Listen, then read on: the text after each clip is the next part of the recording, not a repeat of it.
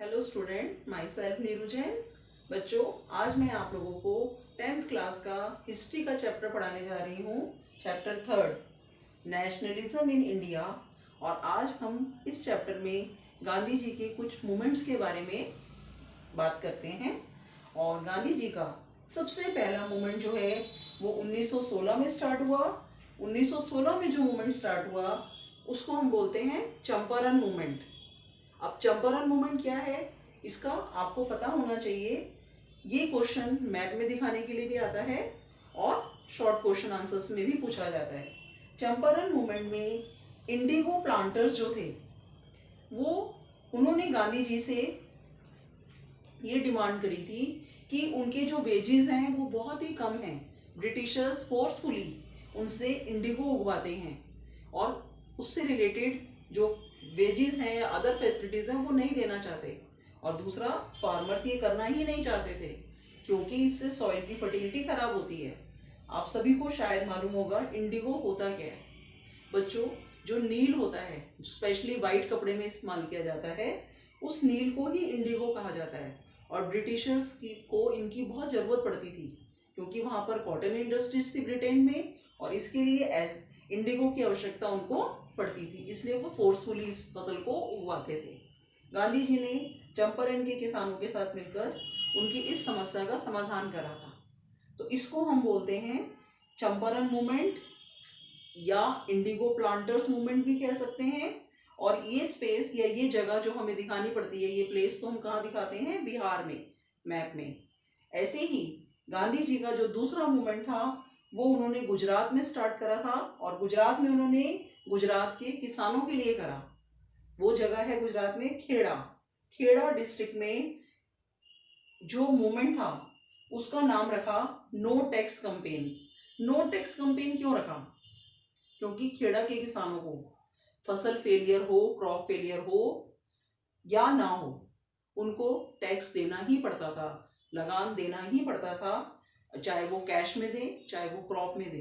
पर जब crop failure हो गई, प्रोडक्शन हुआ ही नहीं, तो वो टैक्स कहाँ से देते? पर ब्रिटिशर्स जो थे उनसे फोर्सफुली उस टैक्स को लेते थे।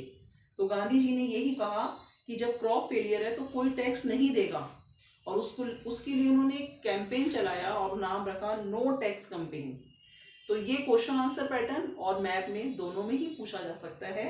और मैप में आप खेड़ा डिस्ट्रिक्ट गुजरात में दिखाएंगे और ये मूवमेंट गांधी जी ने किसानों के फेवर में करा। ये सारे ईयर बच्चों एक सीक्वेंस वाइज जुड़े हुए हैं। यदि आप देखोगे तो 1916, 1917 और उसके बाद आता है 1918। 1980 का जो मूवमेंट है वो भी गुजरात में ही है। और यहाँ पर उन्होंने कॉटन मिल वर्कर्स के लिए करा। अहमदाबाद के जो कॉटन मिल वर्कर्स थे उन्होंने अपने इंडस्ट्रीज से कुछ डिमांड करी थी। जैसे वर्कर्स की जनरली जो डिमांड्स होती हैं वो यही होती हैं कि उनके काम के घंटे कम कर दिए जाएं और उनके वेजेस बढ़ा दिए जाएं। और यही डिमांड पूरी करवाने में गांधी जी ने उनकी मदद करी। तो हम ये कह सकते हैं कि जो चंपारण मूवमेंट है, खेड़ा मूवमेंट है, Ahmedabad cotton mill workers movement है, इनको ये गांधी जी के सत्याग्रह भी कहा जा सकता है। ये तीनों ही गांधी जी के सत्याग्रह मूवमेंट भी थे। और इन तीनों ही मूवमेंट को हम सोशल मूवमेंट भी कह सकते हैं क्योंकि इन तीनों मूवमेंट्स में गांधी जी पॉलिटिक्स से नहीं जुड़े। पॉलिटिक्स से जुड़ने वाले उनके बाद के मूवमेंट्स हैं जो हम 1921 का और 1930 का पढ़ेंगे। ठीक है, तो ये तीन मूवमेंट जो हमने पढ़े हैं ये तीन सत्याग्रह या सोशल मूवमेंट हैं। उसके बाद गांधी जी जो हैं वो पॉलिटिक्स में आए और पॉलिटिक्स में आने का कुछ रीज़न था। जैसे कुछ घटनाएं घटी थी जिसको हम कह सकते हैं रॉलेट एक्ट और जलियांवाला बाग इंसिडेंट। बच्चों, रॉलेट एक्ट और जलियांवाला बाग के बारे में हम आपको अपने नेक्स्ट वीडियो में पार्ट 2 में बताएंगे। अभी हम आगे के मूवमेंट कंप्लीट कर लेते हैं।